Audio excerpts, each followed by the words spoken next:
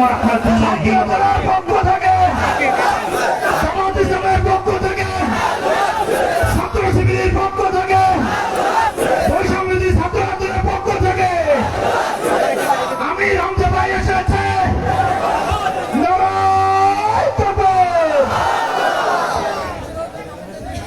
এই সামনে থেকে সরেন, ছুটে যান ভাই, ছুটে যান ভাই।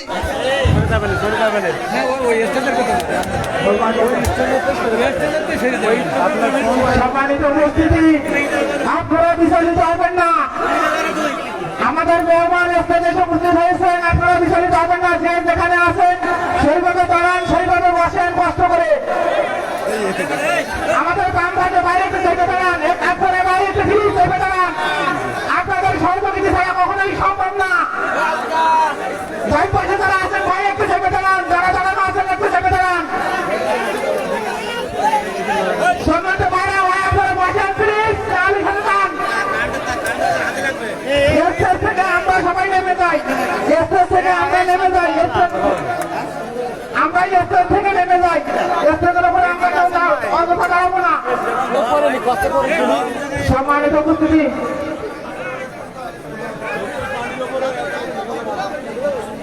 সম্মানিত উপস্থিতি,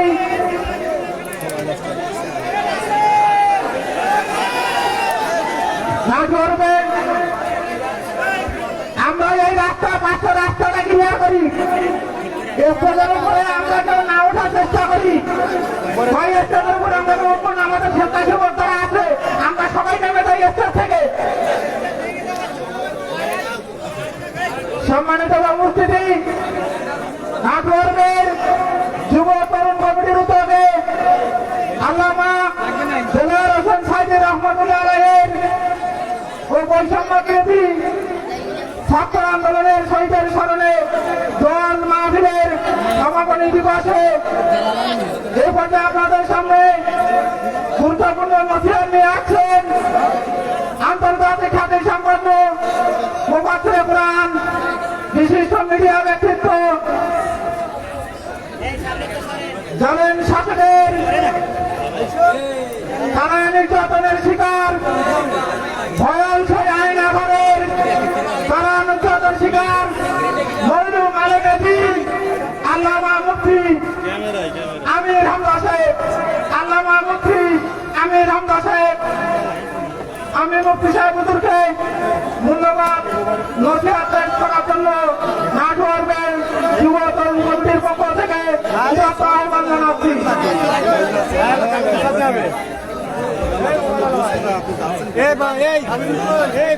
আমরা পাঁচশো রাস্তাটা ছেড়ে দেয়, ঝুঁকিপূর্ণ পাঁচশো রাস্তাটা আমরা ছেড়ে দেয়।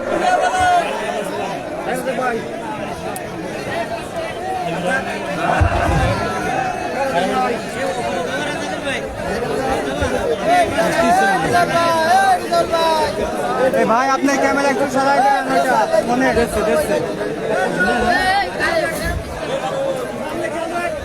বলেন না। ভাই আমরা হুজুরির পরামর্শ করবে, আমরা যারা দাঁড়া আছি আপনাদেরকে অনুরোধ করছি আপনারা একটু বসেন প্লিজ ভাই। আমরা হুজুরির সাথে পরামর্শ করছি, হুজুর আলোচনা শুরু করবেন, আপনারা না বসলে হুজুর আলোচনা শুরু করতে পারতেছে না। এই পাতালি আমরা মাঝখানে দাঁড়াই না থাকি, মাঝখানে যারা আছি ভাই প্লিজ একটু বসি ভাই, ভাই প্লিজ বসি, মাঝখানে যারা দাঁড়ায় আছি ভাই প্লিজ বসে একটু ভাই।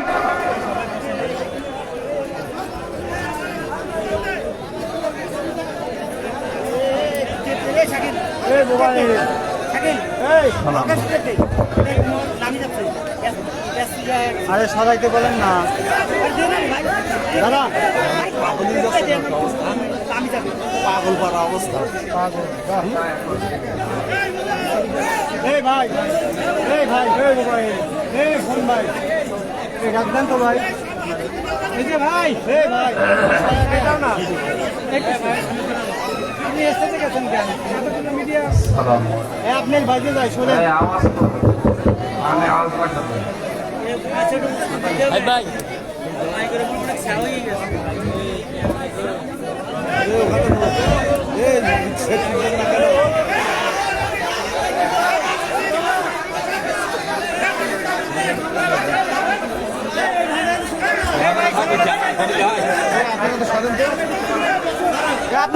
এখান থেকে আর এই কানের দিকে ঘুরিয়ে দাও, কানে আওয়াজ কর, রিভাব দিবা, কানে আওয়াজ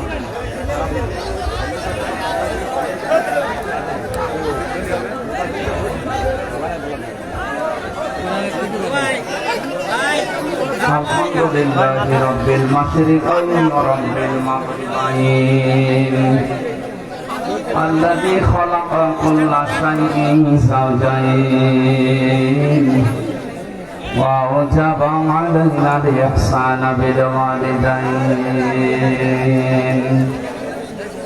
ونشهد أن لا إله إلا الله لا شريك له وأشهد أن محمدا عبده ورسوله سيد الكونين صلى الله عليه وعلى آله وصحبه وأتباعه أجمعين ليلا ونهارا في الطرفين فقد قال الله تعالى في كلامه المجيد وبرهانه التوحيد أعوذ بالله من الشيطان الرجيم بسم الله الرحمن الرحيم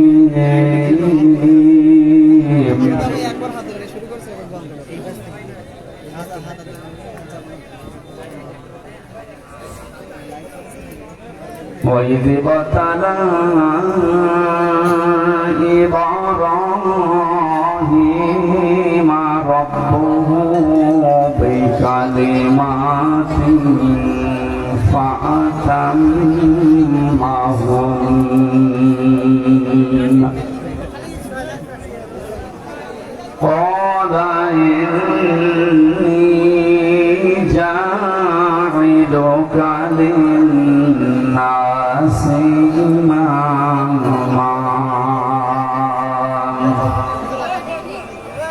قال ومن ذريتي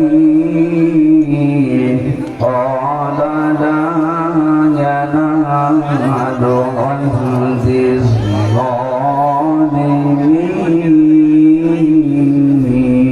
الظالمين صدقت يا ربنا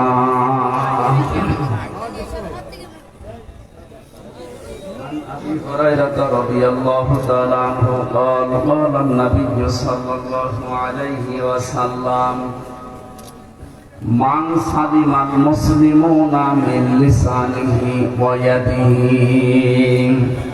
رواه ابن ماجه وقال تعالى في شان رسوله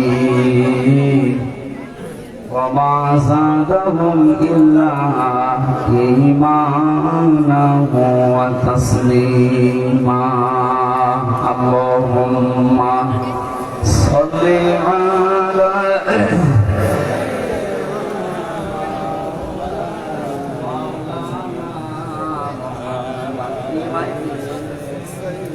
গ্রাম অঞ্চলে মাঝে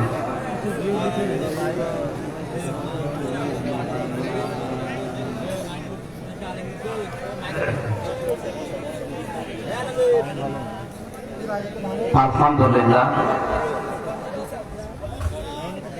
সাতক্ষীরা জেলার কালীগঞ্জ থানার অন্তর্গত নাটোয়ারবে ঈদগাহ ময়দানে যুবক ও তরুণ কমিটির উদ্যোগে শহীদ আল্লামা দেলাওয়ার হোসেন সাইদি রহমতুল্লাহ আলাইহি ও বৈষম্য বিরোধী ছাত্র আন্দোলনের শহীদদের স্মরণে আজকের এই দোয়া মাহফিলের স্বনামধন্য সভাপতি আলহাজ আবু বকর সিদ্দিক এতক্ষণ আলোচনা রাখলেন মাওলানা হোসাইন আহমেদ মাহফুজ, মাওলানা কারি হাবিবুর রহমান হাবিবি, সামনে বসা মুসলমান ভাইরা, পর্দার আড়ালে সম্মানিত মা এবং বোনেরা, প্রশাসনের ভাইরা, প্রাণ প্রিয় সাতক্ষীরাবাসী, বাংলাদেশের মজলুম জনপদ হিসাবে পরিচিত এই সাথীরা, ইমানের পরীক্ষা বাংলাদেশের সবচাইতে বেশি দিয়েছেন আপনারা। এই জন্য আপনারা বেচার না কষ্ট হয়েছে। হুয়া জিতাবাকুম ওমা জাআলা আলাইকুম ফিদ-দীন মিন হারাজ। আল্লাহ তাআলা বলে, তিনি সে আল্লাহ যিনি তোমাদেরকে নির্বাচিত করেছেন। কি সমস্যা কি?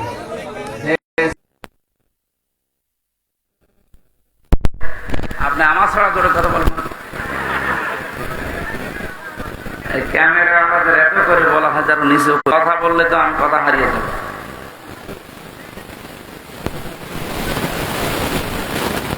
আল্লাহ বলেন, আমি আল্লাহ তোমাদেরকে নির্বাচিত করেছি। শব্দের দিকে খেয়াল করেন। এই যে তেবা মানে নির্বাচিত করা। এই যে তেবা মানে কি? এতদিন যারা ছিল এরা কি নির্বাচিত? কোরআনের আয়াত অনুযায়ী এরা অবৈধ। আল্লাহ বলেন, আমি নির্বাচিত করি। নির্বাচিত করা, নির্বাচনের মাধ্যমে পদ্ধতি আল্লাহ। বহু মানুষে নবীর উম্মত হওয়ার জন্য চেষ্টা চালিয়েছে, আল্লাহর কাছে দোয়া পর্যন্ত করেছে। হযরতে মুসা নবীর মতো, ঈসা নবীর মতো এত বড় পাওয়ারফুল নবীরা আল্লাহ দোয়া কবুল করেন না। মুসা নবীর মতো নবী, যাকে কালিমুল্লাহ বলতে, তার দোয়া কবুল হয়নি, কারণ তিনি নির্বাচিত হতে পারেননি এই নবীর উম্মত হওয়ার জন্য। আল্লাহ আমাদেরকে শোনালেন, হুয়া জিতাবাকুম, তিনি তোমাদেরকে নির্বাচিত করেছেন। কি করলেন এটা করে?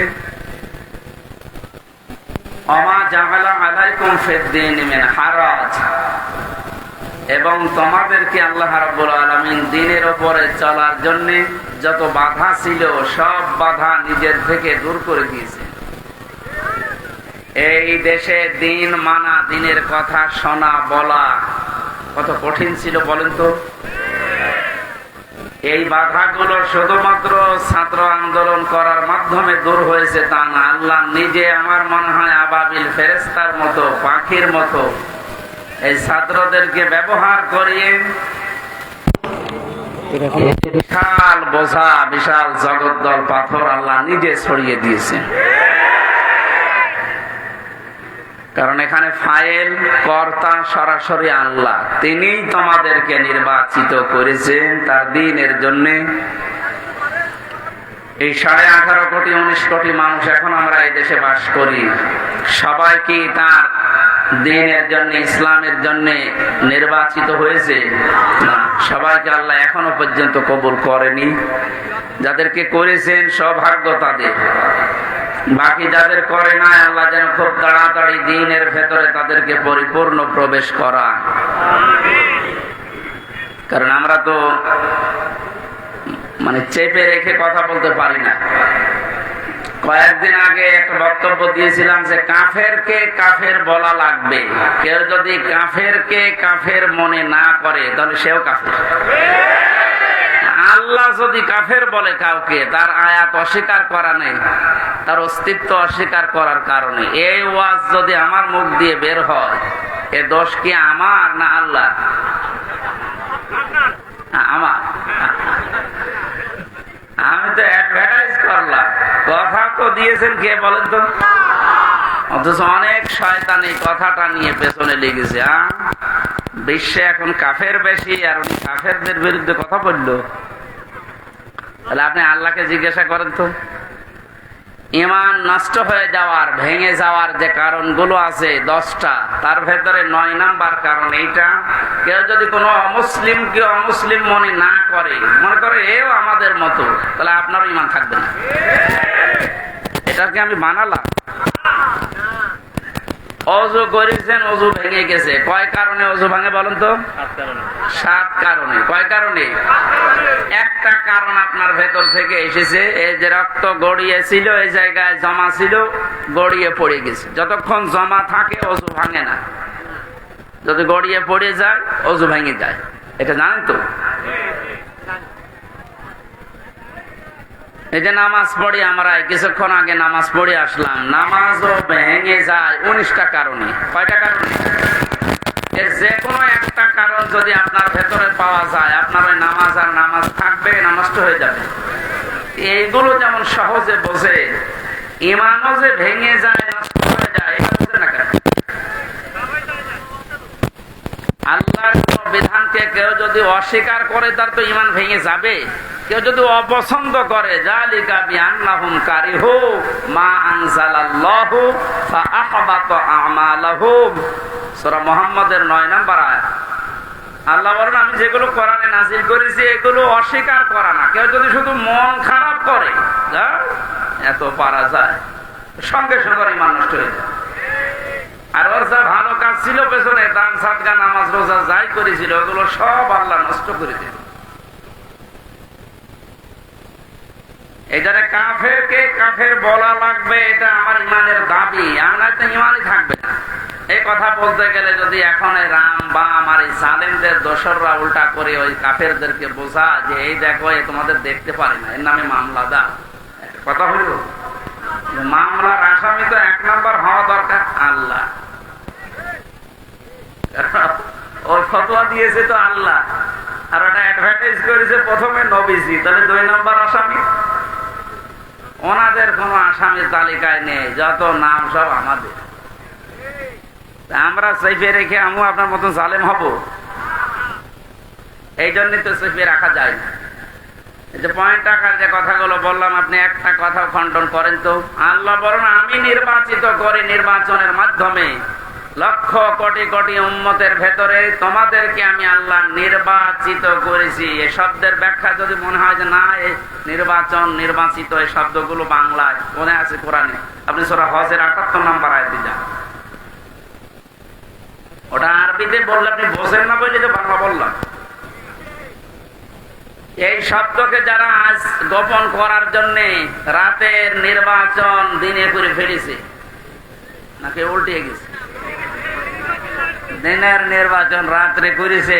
আপনি তো নির্বাচিত না, এই জন্য তো আপনাকে মানুষ দেখতে পারে না। এই কারণেই তৎনায় যে অন্তর্বর্তীকালীন সরকারের প্রধান যিনি ডক্টর মোহাম্মদ ইউনূস, দায়িত্ব নেওয়ার পরে যে কয়েকদিনের ভেতরে আপনাকে এশিয়ার থেকে নামিয়ে, এটা তো তোর দরকার নেই, কারণ তুই নির্বাচিত না, তুই তো রাতে। সবগুলো এমনকি একেবারে আসল জায়গা থেকে মেম্বার পর্যন্ত এখন আর নেই, সব শেষ না, কারণ এরা নির্বাচিত না। আর এই কারণে এই 17 বছরে সাতক্ষীরার ময়দানে কোরআনের কথাগুলো আলেমদেরকে মুখ খুলে বলতে দেয়নি। এই সাতক্ষীরায় বহুবার এসেছি কিন্তু উঠতে দেয়নি। আজকে আসেন তো, এই যে পাশে কোন থানা যেন, শ্যামনগর, শ্যামনগর না, ওখানে গাবোরা নামে এক ইউনিয়ন আছে, গাবোরা, ওই জায়গায় এসেছিলাম। লেলিন আল্লাহর আমি আমার কথা বলতে দেয়নি। এখন শুনলাম পালিয়েছে। আপনি আজকে আসেন, আজকে আসেন, এই যে এই জায়গায় আসেন, বলেন যে কথা বলতে দেবো না, দেখেন আপনার খেলা হবে। ডক্টর মোহাম্মদ ইউনূস ঘোষণা দিয়েছে গত পরশুদিন, বাংলাদেশের ভূখণ্ডে কোরআনের কথা আল্লাহর কথা বলতে কোন ফেরেশতার পারমিশন নেওয়া লাগবে না। কিসের পারমিশন? কোরআনে কারীম পারমিশন দেবে যে আপনি কথা বলতে পারেন কিনা। যদি কোরআন বলে যে না আপনার কথা বলার যোগ্যতা নেই, আপনি কথা বলবেন না, চুপ করে থাকবেন, সেই আয়াতে আজকে পড়েছি সূরা বাকারার 124 নম্বর আয়াত। কথা কারা বলবে, সামনে কারা থাকবে, এই কথাগুলো আল্লাহ আমাদের কাছে জানাবে। আপনি জেনে তারপরে বাড়ি যাবেন। তাহলে আমরা যেহেতু সাতক্ষীরা, আপনারা মানুষ সাতক্ষীরার, আমিও খুলনা বিভাগের মানুষ, এই বিভাগের মানুষ। আমরা বাংলাদেশে যে মানুষগুলো কোরআনের পক্ষে থাকতে গিয়ে সবচেয়ে বেশি জুলুমের শিকার হয়েছে, তার ভেতরে আপনাদের নাম আছে। ইত্তাকি দাওয়াতাল মাজলুম ফাইন্নাহা লাইসা বাইনাহু ওয়া বাইনাল্লাহি হিজাব, মুসলিম শরীফের হাদিস। আল্লাহর নবী বলেন তোমরা বেঁচে থাকবা, ভয় করবা, সতর্ক থাকবা মজলুমের বরদোয়া থেকে, কারণ মজলুমের বরদোয়া আর আল্লাহর ভেতরে কোনো পর্দা থাকে না। এই জালেমের বিদায়ের জন্য আমার মনে হয় মজলুমের বরদোয়া সবচেয়ে বেশি কার্যকারী ভূমিকা পালন করেছে। ছাত্র জনতা এবং সাধারণ যারা জীবন তো দিয়েছে তাদের জীবনের উপরে, শাহাদতের উপরে এবং মজলুমের বরদোয়ার উপরে আল্লাহ কবুল করে আমাদেরকে স্বাধীন একটা দেশ এখন দিয়েছেন। এখনো আমরা স্বাধীন না, ষড়যন্ত্র এখনো চলছে। কথা বলেন না কেন?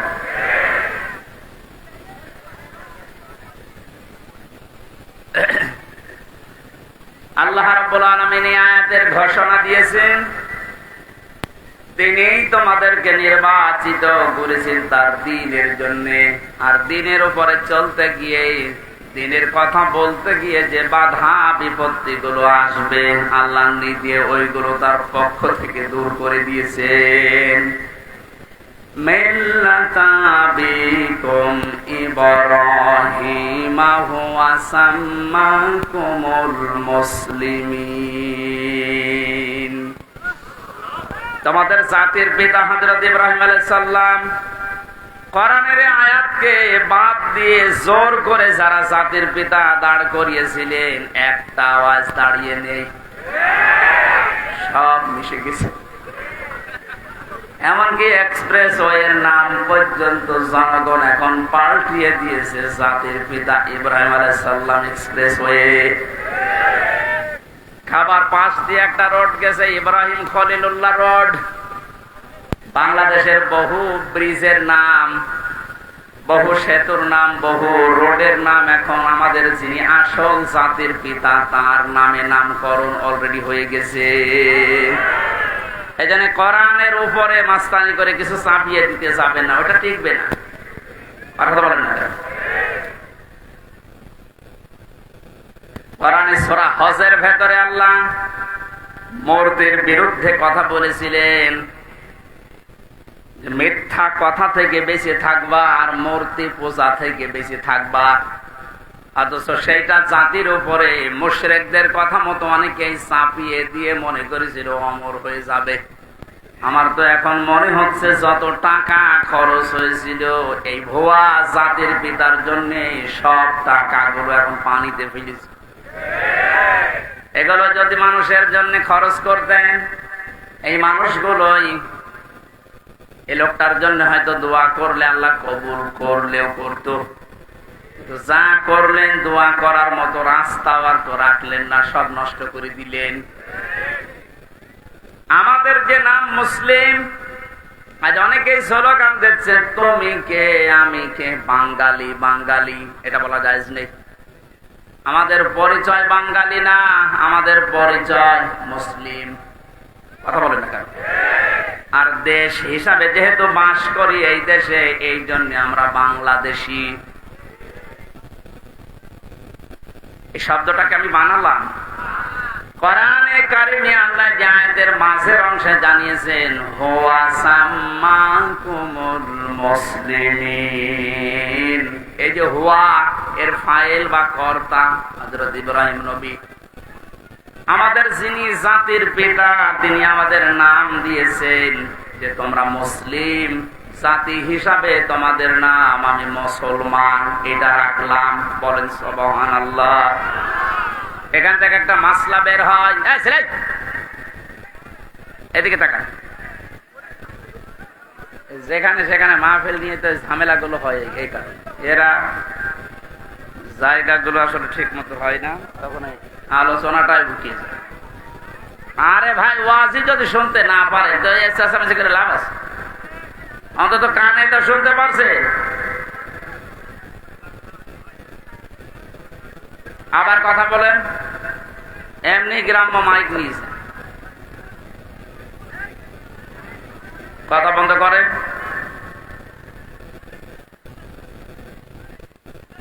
নাকি ওদের এখনো কথা বলা লাগবে? আপনাদের 30 সেকেন্ড সময় দিলাম, কথা বলেন, এরপরে আমি শুরু করছি। বলেন।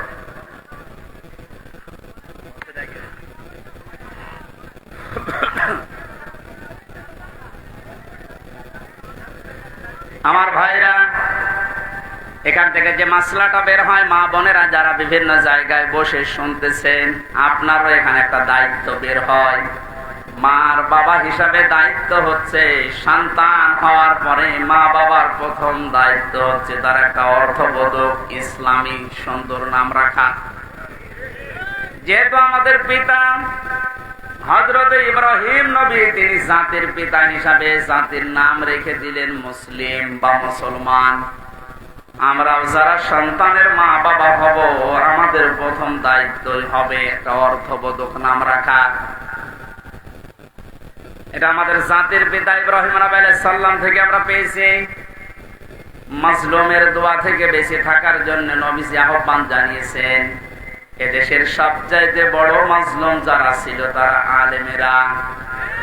আজকে যার নাম দিয়েছেন শহীদ আল্লামা দেলাওয়ার হোসাইন সাইদি, কত বড় মাজলুম, 13টা বছর এক ঘরের ভেতরে কাটিয়ে গেল। দোয়া করতেন মাঝে মাঝে, রব্বুল আলামিন আমাকে সাধারণ ভাবে মরণ দিও না, আল্লাহুম্মা ইন্নী আসআলুকা শাহাদাতান ফি সাবিলিক, তুমি যদি মরণ দিও আমাকে শাহাদাতের মরণ দিও। আল্লাহ কবুলও করেছে, সাধারণ ভাবে মারা যায়নি, ওনাকে মারা হয়েছে। অন্যায় ভাবে যাকে মারা হয়, ইসলামের দৃষ্টিতে তাকে শহীদ বলা হয়। কথা বলো না কেন? আবু সাইদকে যে অন্যায় ভাবে মারা হয়েছে, এরপরও যারা শহীদ বলতে রাজি ছিলেন না, এখন চাপে পড়ে তারা শহীদ বলছে। রফিক নামে এক হুজুর নাকি কয়েকদিন আগে ভিডিও ছেড়েছিল যে আবু সাইদ শহীদ না, ওরে জোর করে বুক পেতে দিয়েছে। তাই গতকালকে নাকি ক্ষমা চেয়েছে যে আমার ভুল হয়ে গেছে। সুতরাং ভুল যখন স্বীকার করেছেন, এখন আর উল্টা পাল্টা কথা বলবেন না, কারণ এখন আর জালেমরা এদেশে নেই। জালেম সব পালিয়েছে, আর যারা আছে সব গর্তের ভেতরে আছে। আল্লাহ বলেছিলেন না, ইন্দুরের গর্ত পাবা না, তার দোয়া কবুল হয়ে গেছে। ইন্দুরের গর্ত আর পারছে না। আজকেও দেখলাম একজনকে জোতার মালা পরিয়ে জালেমের জুলুমের প্রতিশোধ নিচ্ছে জনগণ। এই 17-18 দিন হয়ে গেল, এরপরও যদি আপনার জোতার মালা এখনো না সরে, এ দেশে জালেমদের আর জায়গা হবে বলে আমার বিশ্বাস হয় না। সুতরাং জালেম যারা, আপনার হয় বিধান নেই, না মরে যান। বহু মানুষের ক্ষতি করেছে। রব্বিলা তাযারনি আলাল আরদি মিনাল কাফিরিনা দাজ্জারা। নূহ আলাইহিস সালাম বলেছিলেন, আল্লাহ কাফেরদের একটা আন্ডা বাচ্চা পর্যন্ত জমিনে না থাকে, কারণ ওর পক্ষ থেকে যেটা জন্মাবে ওইটাও হারামি।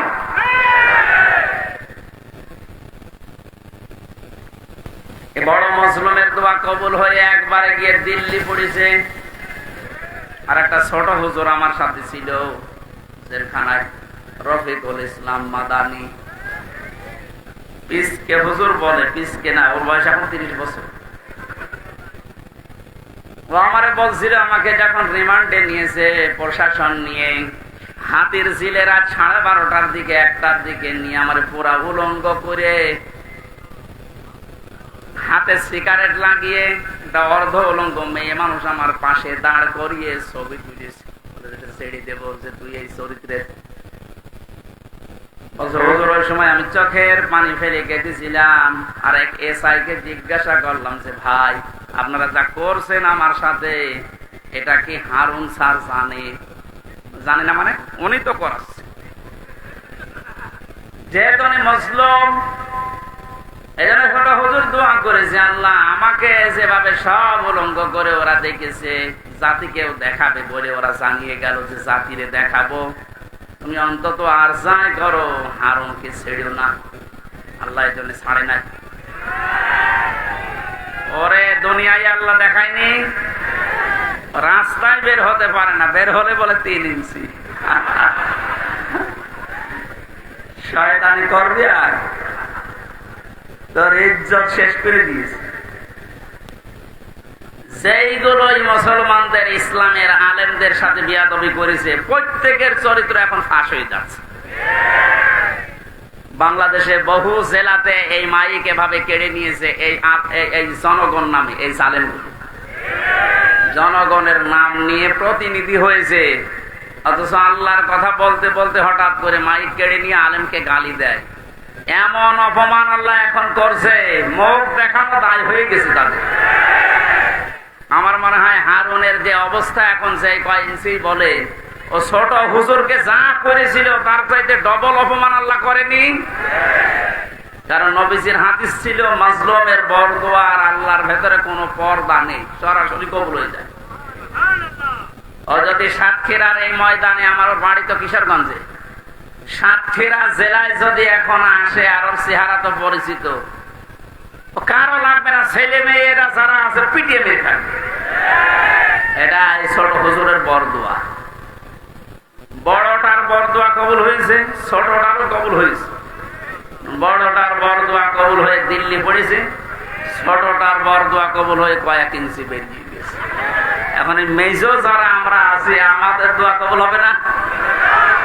যা করেছেন আমাদের সাথে আল্লাহ যেন ঠিক ওই রকম করে। তখন আপনি টের পাবে কত অসহায় করে রেখেছিলেন মাটির নিচে। আমার দুনিয়া কি আছে কিচ্ছু জানতাম না।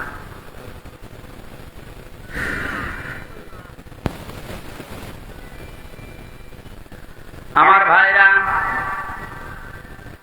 সাতক্ষীরার মানুষদেরকে, চাঁপাইনবাবগঞ্জের মানুষদেরকে, ঝিনাইদহ জেলার মানুষদেরকে বাংলাদেশের অন্যান্য মুসলমানেরা একটু বেশি ভালোবাসে, মন থেকে দোয়া করে, কারণ এরা ইসলামের জন্য যা হারিয়েছে আল্লাহ পাকের উদ্দেশ্যেই যেন তাদেরকে জান্নাত দিয়ে পূরণ করে দেন। যে আল্লাহ আমাদেরকে কোরআনে কারিমের কিছু কথা শোনার জন্য, আমাদের জাতির পিতা ইব্রাহিম আলাইহিস সালামের জীবনী থেকে হক কথা শোনার জন্য ময়দানে নিয়ে আসলেন। দিনের বেলায় আমাদের কাজ ছিল, সব কাজ বাদ দিয়ে কোরআনের এই ময়দানে যিনি নিয়ে এসেছে, বলেন আলহামদুলিল্লাহ। দরুদ আর সালাম পড়ছি আমাদের নবী মুহাম্মদ রাসূলুল্লাহ সাল্লাল্লাহু আলাইহি ওয়াসাল্লামের প্রতি। আমরা তেলাওয়াত করেছি সূরা বাকারার 124 নম্বর আয়াত। তাফসীর আকারে কথা বলবো। এর দোয়া হবে শহীদদের আত্মার মাগফিরাত কামনা। শহীদদের মাগফিরাত কামনা করার দরকার নেই, কারণ আল্লাহ তাদেরকে নিজে খাওয়াচ্ছে। ওয়ালা তাহসাবান্নাল্লাযীনা কুতিলু ফি সাবিলিল্লাহি আমওয়াতা বাল আহইয়াউন ইনদা রাব্বিহিম ইরযাকুন।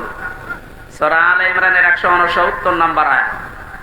আল্লাহ পাক জানিয়েছেন, হে পৃথিবীর মানুষেরা,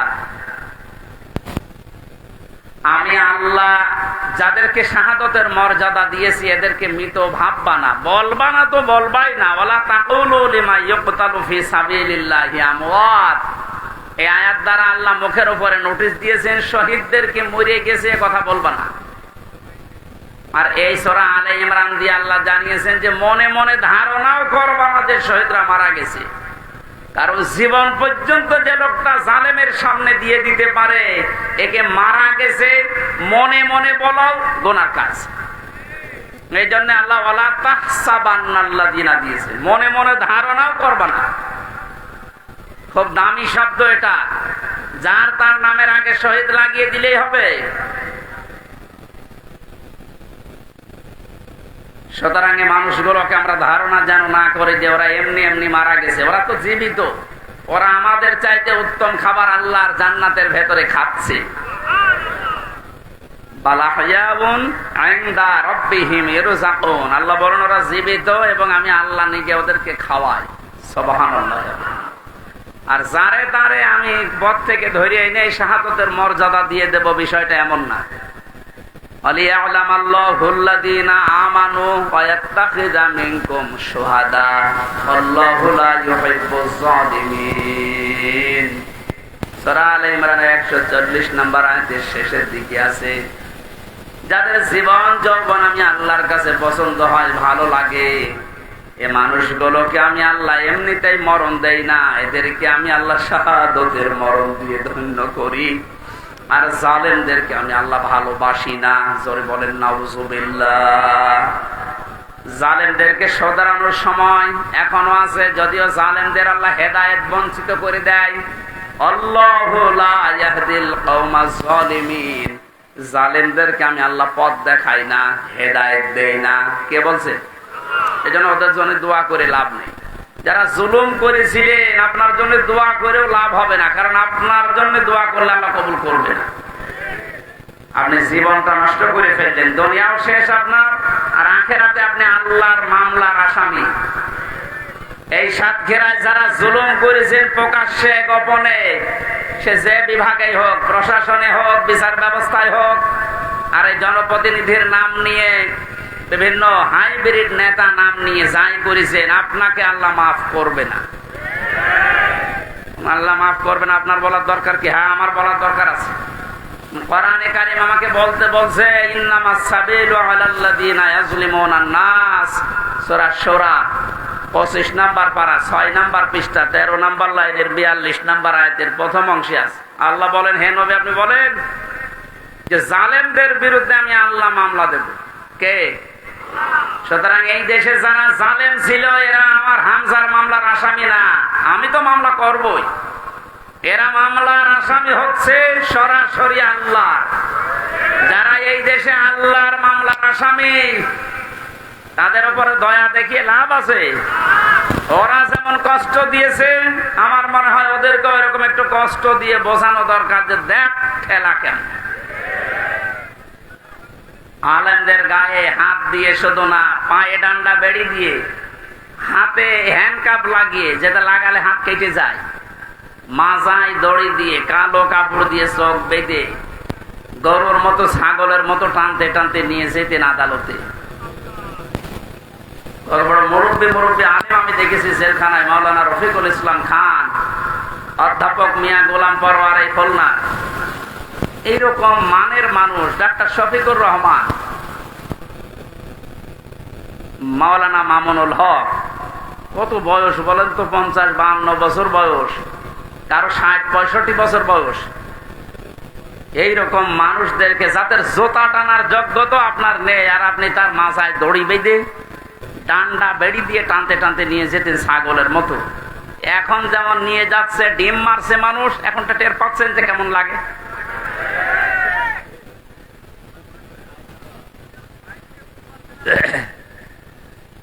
এখন যে শয়তানগুলো রিমান্ডে আছে, কয়েকদিনের পত্রিকা এবং এই যে ভিডিও আসতেছে, রিমান্ডে এখন তো আমাদের মতো কষ্ট এদের দিতে দিচ্ছে না। আদালত নাকি বলে দিয়েছে ওইসব দরকার নেই, খালি এমনি জিজ্ঞাসা করবে। শুধু জিজ্ঞাসা করছে তাই নাকি কাঁদছে। আর কিছু শয়তান আছে, কিছু কথা বলেন শুধু হাসতেছে, মানে পাগলের ভয় দিয়েছে। রিমান্ডে আমাদের যেভাবে হাতের নখ বলছে যে এইগুলো দিয়ে আমরা নখ তুলি, আমার মনে হয় ওদেরকে যদি নখ নাও তোলে, শুধু দেখা যে এইটাই করি, ও এমনি মরে যাবে। আমার ওই কাছের ঘরের ভেতরে মাটির নিচে যখন ওই যন্ত্রপাতি গুলো বের করে বলছিল যে এই দেখেন এইগুলো দিয়ে আমরা নখ তুলি, বলেন তো সব ওরা আর আমি একা, পৃথিবীর কেউ জানে না, সব থেকে বিচ্ছিন্ন। কেমন লাগে ওই সময়? আর আপনাদের তো তাও আদালত বলেছে না কিছু বলবেন না, শুধু জিজ্ঞাসা করবেন। জিজ্ঞাসা করলে আপনি কাঁদতেছেন।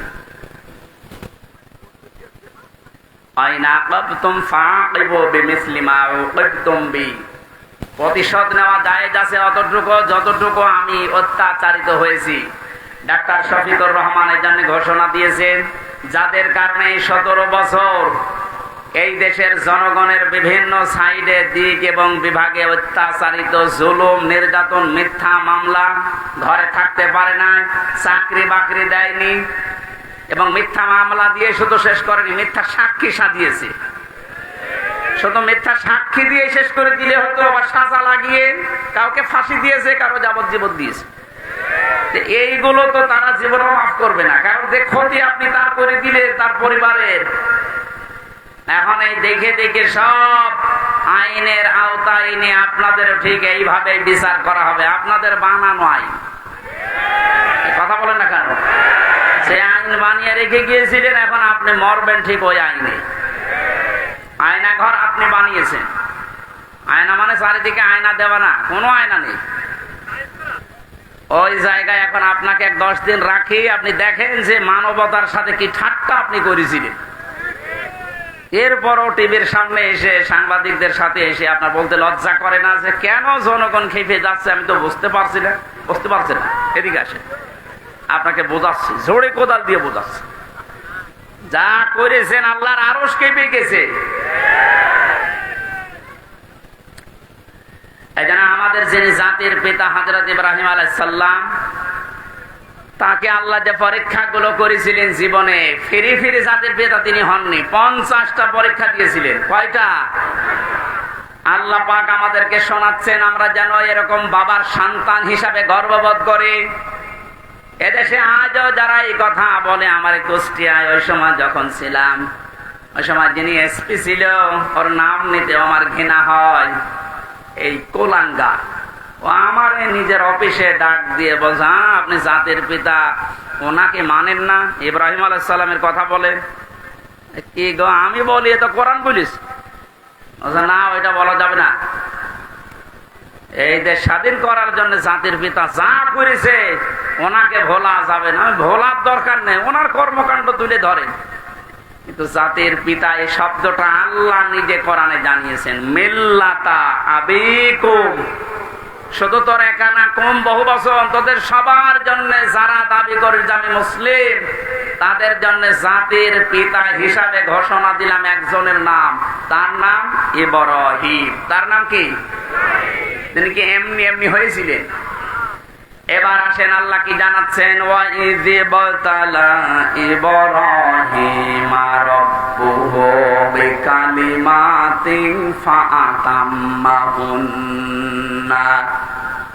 আল্লাহ পাক বলেন, আমার নবী ইব্রাহিমকে আমি আল্লাহ পদে পদে পরীক্ষা করেছিলাম, আর প্রতিটি পরীক্ষায় তিনি উত্তীর্ণ হয়েছিলেন। যতগুলো বাক্য দিয়ে, যতগুলো কাজ দিয়ে তাকে জীবনে পরীক্ষা করলাম, তোমাদের যিনি জাতির পিতা, তোমরা যার সন্তান হিসাবে গর্ববোধ করো, তোমাদের এই বাবা কোনোদিন ফেল করেননি। সাতক্ষীরার মানুষেরা আপনারা পরিচয় দিয়ে গর্ববোধ করবেন, কারণ আপনারা ফেল করেননি।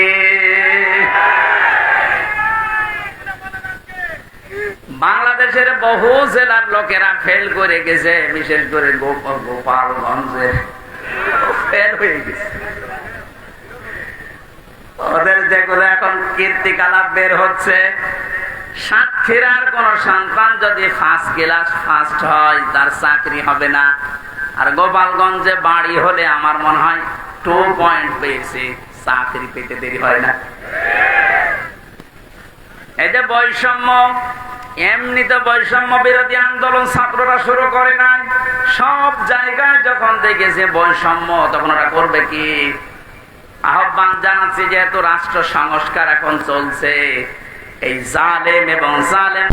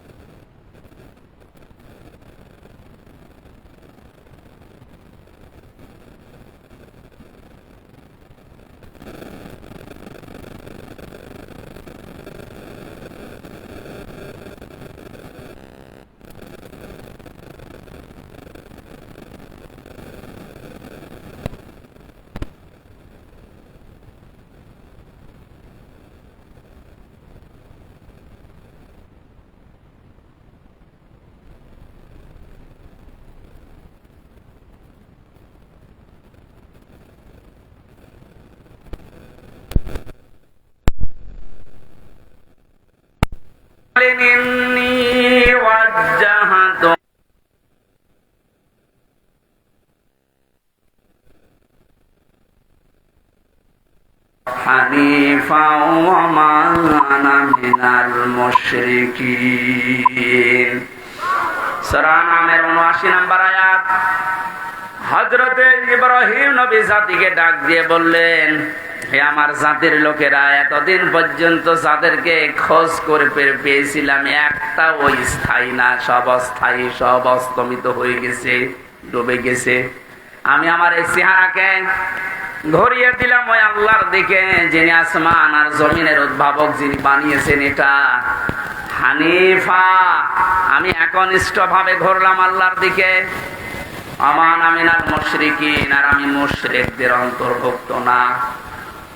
আমাদের জাতির পিতা তিনি শিরিক থেকে মুক্ত হয়ে ঘোষণা দিলেন যে আমি মুশরিক না, অথচ এই দেশে কত অবৈধ সন্তানেরা বিভিন্ন মুশরিকদেরকে খুশি করার জন্য জাতিকে প্রকাশ্য শিরিক করিয়েছে, মুশরিক বানিয়েছে। বিভিন্ন স্কুল কলেজে আমি দেখেছি, ভিডিও দেখেছিলাম, একটা মূর্তি সামনে নিয়ে, ছবি সামনে নিয়ে ছেলে মেয়েরা যে মাথা নিচু করে সম্মান জানাচ্ছে, অথচ আল্লাহর নবী জানিয়েছেন লা ইয়াদখুলুল জান্নাতা লা তাদখুলুল মালাইকা বাইতান ফিহি কালবুন আও তাসাবির। ওই ঘরের ভেতরে রহমতের ফেরেশতা প্রবেশ করে না যেখানে মানুষের ফটো থাকে আর কুকুর থাকে। অথচ প্রত্যেকটা অফিস, আদালত, বাড়ি, দোকানঘাট, সব জায়গায় এই শিরকটা চালু করার জন্য উঠে পড়ে লেগেছিল। আল্লাহ এমন ভাবে বিদায় দিয়েছে জিল্লতির সাথে। আজকে আসার সময় দেখলাম বাবার মুখ দেখা যাচ্ছে না। আমাদের পিতা যদি শিরিক থেকে মুক্ত হওয়ার জন্য ঘোষণা দিতে পারে, ও সাতক্ষীরাবাসী জীবনে আজকে ঘোষণা দেবেন, আর যাই করি আমি শিরিক করব না। জীবন চলে যাক, নবীজি জানিয়েছেন আমার উম্মতেরা, তোমাকে যদি জবাই করা হয়, আগুনের ভেতরে পুড়িয়ে ফেলা হয়, এরপরও কোনদিন শিরিক করবা না। কি এখানে কি সাপ? সাপ ধরে যে এখানে ফেলে দেন, সাহস আছে যার তারা ধরতে বলে।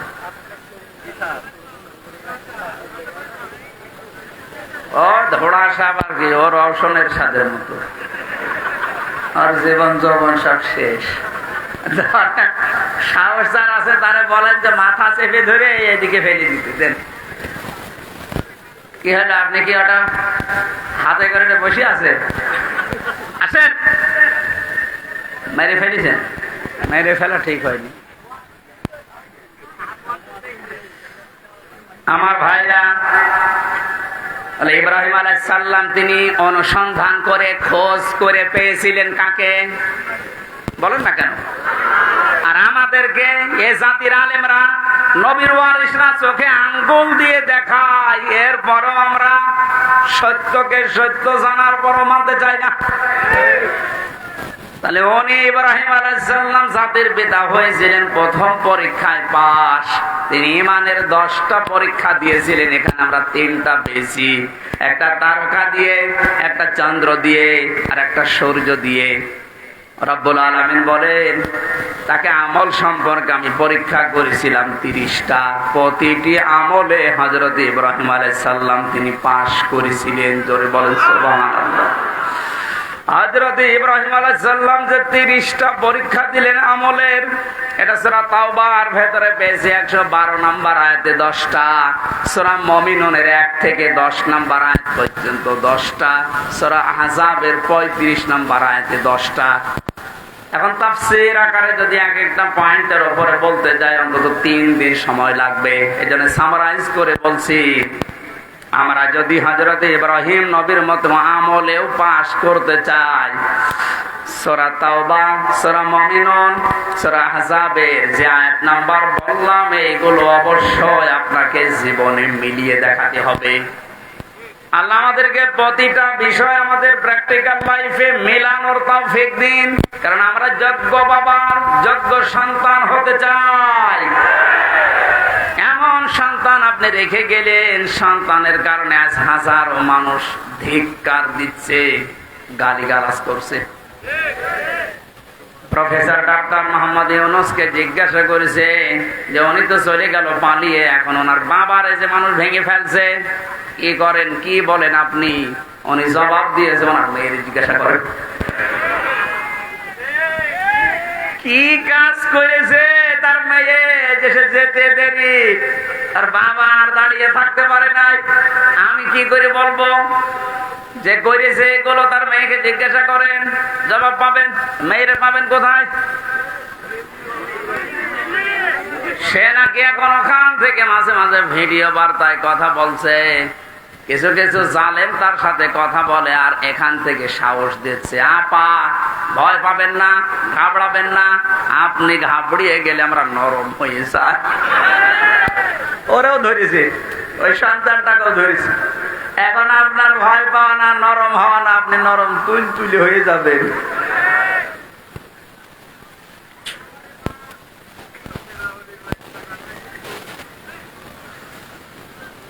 এরপরে পেয়েছি ফিতরাত বা স্বভাব সম্পর্কে তিনি 10টা পরীক্ষা করেছিলেন। এটা মারেফুল কোরআন, তাফসিরে হাক্কানি, এগুলোতে পাবেন। আমি একটা একটা করে এবার তাফসির আকারে, পয়েন্ট আকারে বের করছি। হযরত ইব্রাহিম আলাইহিস সালামকে তিনি পরীক্ষা করেছিলেন। এটা আম্বিয়ার ভেতরে আছে 51 থেকে 59 নাম্বার আয়াত পর্যন্ত। আমি আয়াতগুলো লম্বা করে বলতে গেলে দেরি হয়ে যাবে, কারণ সামনে আজান, মাগরিবের পরে আবার অনুষ্ঠান আছে সদরে, এই জন্য তাড়াতাড়ি করছি। মোবাইলে তুলে নিতে পারেন, রেকর্ড হচ্ছে, কালকে এগুলো মিলাবেন। আমি 1 ঘন্টায় আর কি বলবো, যার তথ্য দিচ্ছে এগুলো মিলিয়ে যদি জীবন চালাতে পারেন, আপনি যোগ্য বাবার যোগ্য সন্তান হিসাবে মাথা উঁচু করে দাঁড়াতে পারবেন।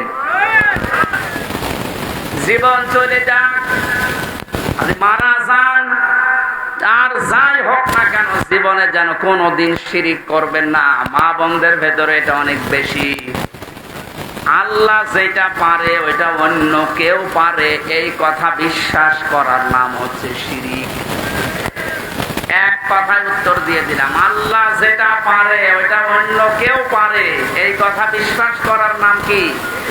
আপনারা আমল, নামাজ, রোজা একটু কম হোক, আল্লাহ মাফ করুন, কিন্তু শিরিক করলে কোনো মাফ নেই। কথা বুঝতেছে? আপনারা 5 ওয়াক্তের জায়গায় 15 ওয়াক্ত নামাজ পড়া লাগবে না, সারা দিন আপনারা সারা রাত রোজা রেখে কাটানো লাগবে না, এরকম না। আপনি আমল একটু কম হোক, কিন্তু শিরিক যেন না হয়। এই জন্য উনি ঘোষণায় দিয়েছিলেন, ওমা আনা মিনাল মুশরিকিন, আমি মুশরিক না, আর যাই হোক আমি কি না। আর এমন একটা জায়গায় আমরা পৌঁছিয়ে যাচ্ছিলাম যে আমরা বলতে বাধ্য হচ্ছিলাম যে আমি দাদা। কথা বলেন না কেন? একটা মারাত্মক অপরাধ থেকে আল্লাহ আমাদেরকে বাঁচিয়ে দিয়েছেন। কিয়ামতের ময়দানে সবচেয়ে বড় কঠোর আযাব দেবেন আল্লাহ মুশরিকদের। ফাকাদিবনা ইলা মা আমিলু মিন আমালিন ফাজআলনাহু হাবাআম মানসুরা। সূরা ফুরকানের ভেতরে আছে, আল্লাহ বলেন কিয়ামতে যখন আমলনামার সামনে আসবে, যদি শিরিক কিছু পায়, ওটা ধুলি কণার মতো ওর মুখের উপরে নিক্ষেপ করে বলবো তোর কোনো বিচার নেই। ধরে বলেন নাউযুবিল্লাহ। সাতক্ষীরাবাসী আমি জানি, এই সমস্ত জেলাতে ইসলামী আন্দোলন একামতের দিনের সৈনিকরা, মা বোনেরা বেশি। আপনাদের আর যাই হোক শিরিক করবেন না, আপনাদের যতটুকু আছে আল্লাহ জান্নাত দেবে আমি আশা করি, কিন্তু শিরিক থাকলে সমস্যা। কিয়ামতে আল্লাহ একটা প্রাচীর বানিয়ে রাখবেন আরাম, ওখানে কিছু মানুষকে নারী পুরুষ দাঁড়িয়ে থাকবে, এই জান্নাতেও যাবে না, জাহান্নামে যাবে। সাহাবী প্রশ্ন করলেন, হে নবী ওরা জান্নাতে যাবে না কেন? বিশ্ব নবী বলেন, সাহাবীরা এই মানুষগুলো দুনিয়াতে মা বাবার সাথে খারাপ আচরণ করেছিল, এই কারণে আল্লাহ তাদেরকে জান্নাত দিচ্ছে না। যারা এখানে আছেন হাতে পায়ে ধরে বলছে আমল কম হোক, আখলিস দীনাকা ইয়াকফিকাল আমালুল কলিল, তোর ঈমানটা খাঁটি করবে, নির্ভেজাল করবে, শিরিক মুক্ত করবি, আমল কম হলো আল্লাহ করে জান্নাতে দিয়ে দেবে। মা বাবার সাথে আজ আমরা অনেকেই খারাপ আচরণ করতে বাধ্য হচ্ছে। এর পেছনে যারা কল কাঠি নাড়ায় তারা অধিকাংশ পরিবারে খোঁজ খবর নিয়ে দেখলে দেখা যায় তার স্ত্রী দায়ী। এখন বলে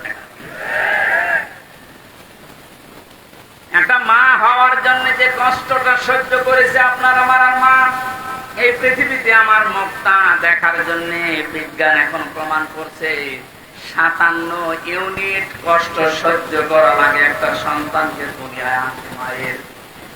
অথচ পুরুষ মানুষ যত শক্তিশালী হোক, ও যদি মোহাম্মদ আলী হয়, তারপরে ওই মানুষটা সর্বোচ্চ কষ্ট সহ্য করতে পারে 45 ইউনিট। এর উপরে কষ্ট সহ্য দিলে ও মারা যাবে। একটা মা দুনিয়ায় আমার মুখ দেখতে গিয়ে 57 ইউনিট কষ্ট সহ্য করে তারপরে আমি দুনিয়ায় এসেছি। এই জন্য আল্লাহ আরাফ নামক প্রাচীর দিয়েছে, এদেরকে জান্নাতে দিচ্ছেন। এই প্রথম কারণ।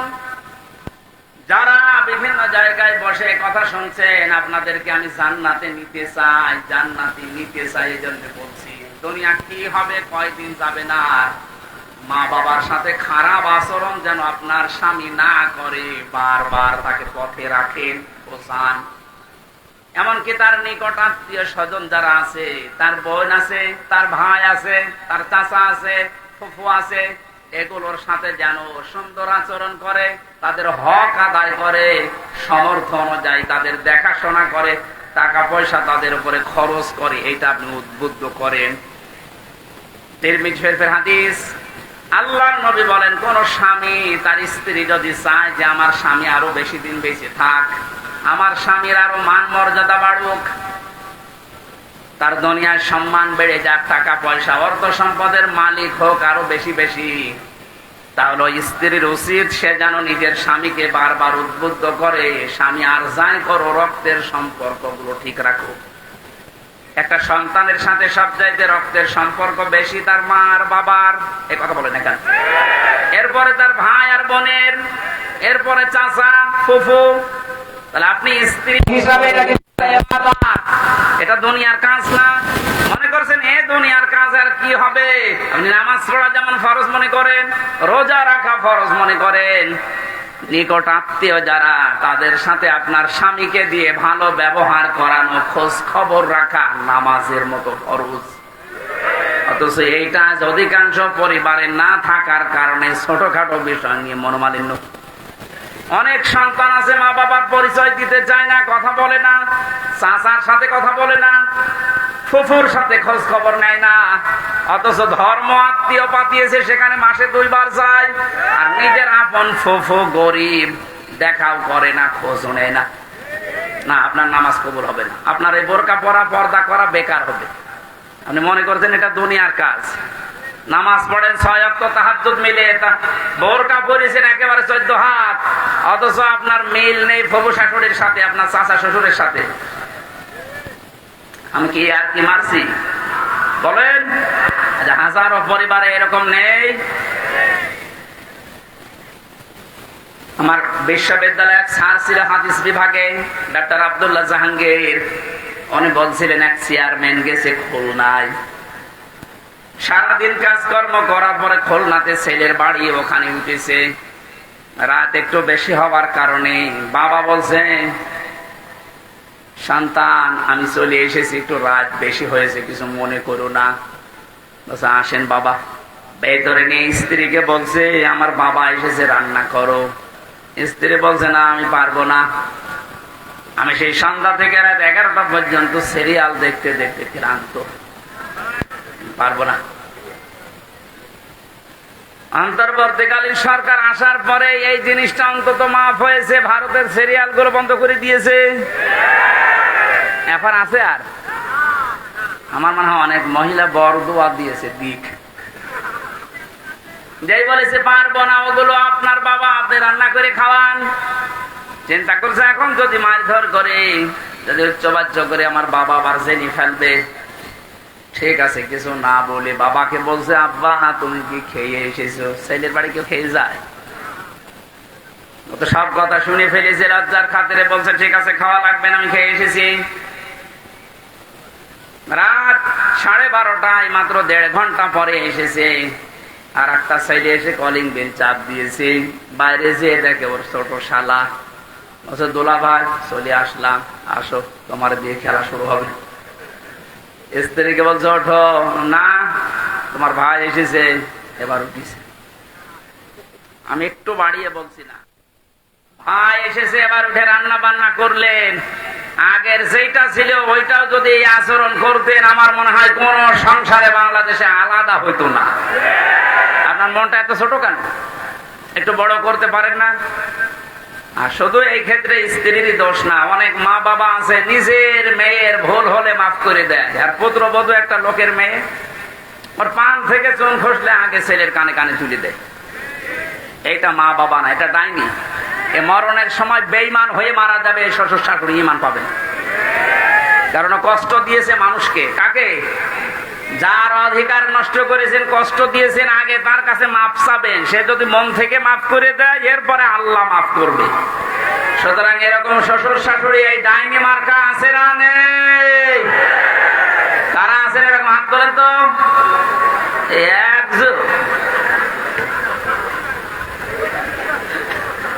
এই লোকটা মরণের সময় ঈমান পাবে না, ও বেঈমান হয়ে মরবে। কারণ ওর দ্বারা ওর পুত্রবধূ, ওর বেটার বউ খুব ঝামেলা আছে। সাতক্ষীরাবাসী রান্না বান্না যখন কমপ্লিট করেছে, ছেলেটা ডাক দিয়ে বলছে, আব্বা তোমার বৌমা রান্না করেছে, তুমি ওঠো। বাবা কিন্তু সব শুনতে পেয়েছে, ডাক দিয়ে বলছে, সন্তান আমার খাওয়া লাগবে না, তোরা খেয়ে ঘুমিয়ে পড়। সকালবেলা ব্যাগ গুছিয়ে বাপ চলে যাচ্ছে। ছেলের সামনে গিয়ে বলছে, আব্বা চলে যাও মানে? তোমার বৌমা রান্না করছে, খেয়ে যাবা না? চোখের পানি ফেলে দিয়ে বাবা বলে, সন্তান আমি যেদিন তোর শালা হব ওই দিন খেয়ে যাব। শুধু হাসির খোরাকি না, এটা বাস্তবতা। শুধু আমার ওই কুষ্টিয়া জেলার ওই চেয়ারম্যান শুধু এরকম আচরণ পেয়েছে, বাংলাদেশে বহু পরিবারে অনেক মুরব্বী এখন ঠিক ওই রকমই আছে।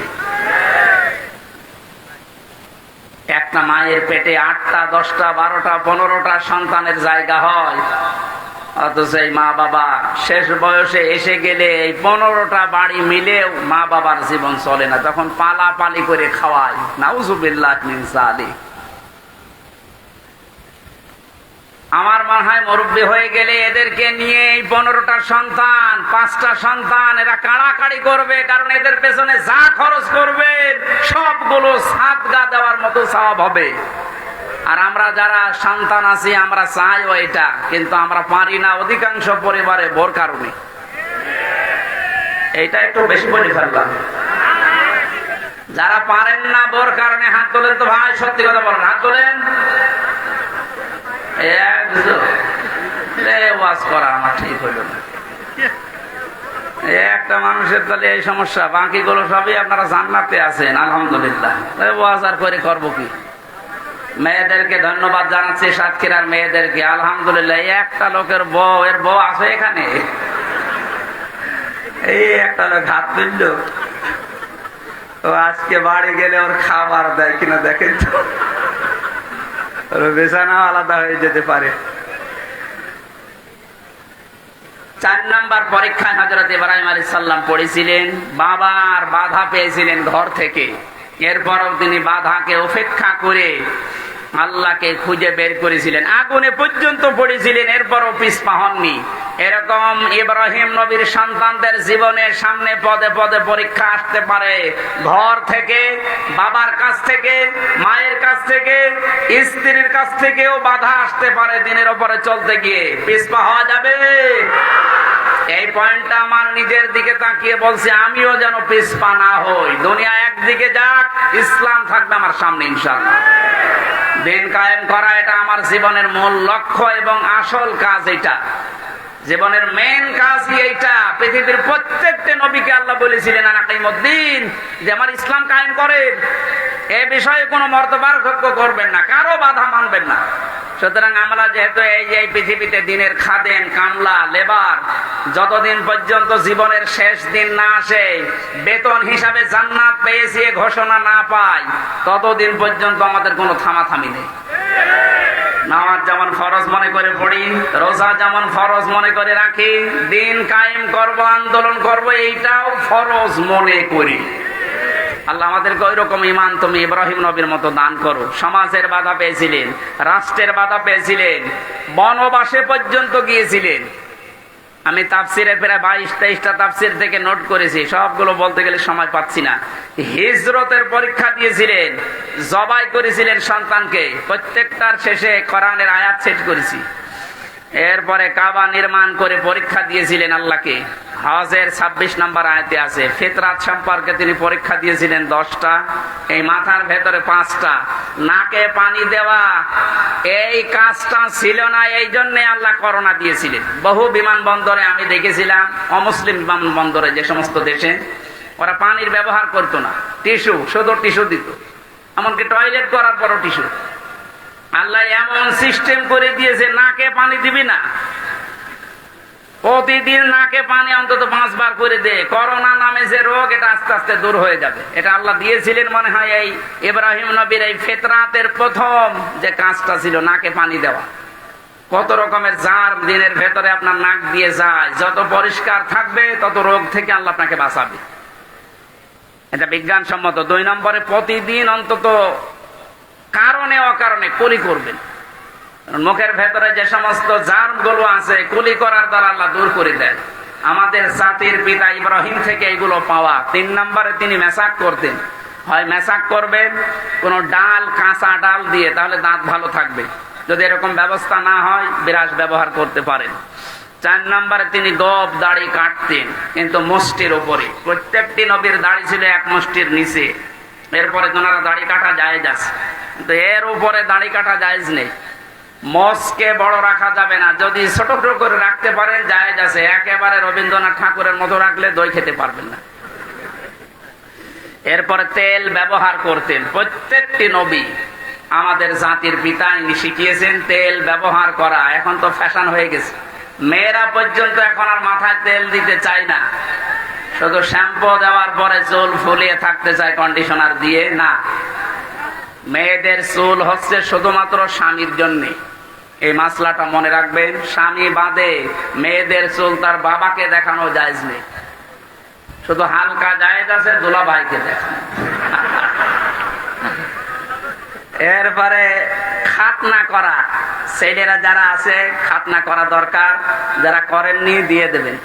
এটা অনেক রোগ থেকে বাঁচাবে। নাভির নিচের লোম পরিষ্কার করা, ঢেলা কলুপ ব্যবহার করা, নখ কাটা 7 দিনে একবার, এরপরে বগলের লোম পরিষ্কার করা। এই 10টা ইব্রাহিম নবীর ফিতরাত বা স্বভাব ছিল।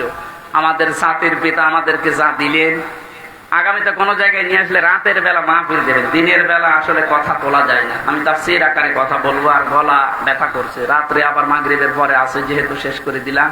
আল্লাহুম্মা আমিন। আমার জেলখানায় বসে যে বইগুলো মেয়েদের জন্য লিখেছিলাম পারিবারিক জীবন নিয়ে, এখানে আছে, যেখানে আছে সামনে